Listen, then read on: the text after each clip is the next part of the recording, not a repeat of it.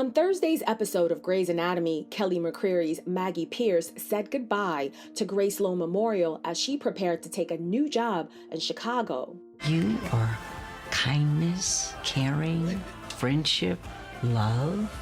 This is Pierce's last day? Oh God, I hate that. One of her last cases at the hospital was a patient who had a giant tumor crushing her heart.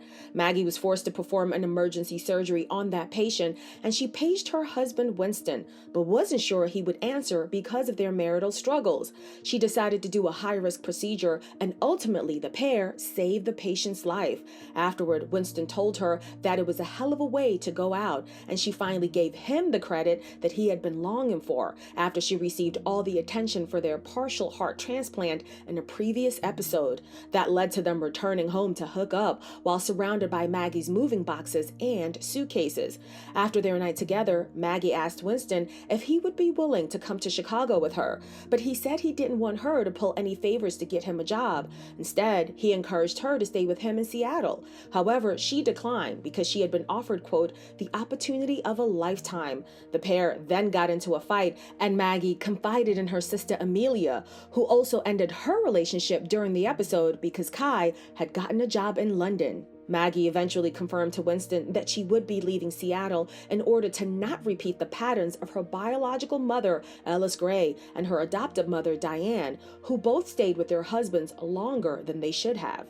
They didn't follow their hearts. They didn't follow their guts. They didn't bet on themselves. They stayed to keep the peace. They stayed to keep other people happy. My heart's in my work, Winston. I don't think I'm cold. And I don't think you're a coward. I think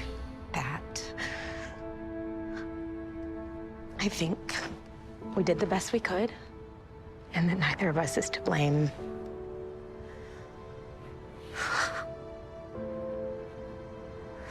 I love you. But I have to go. I love you too. And I have to stay.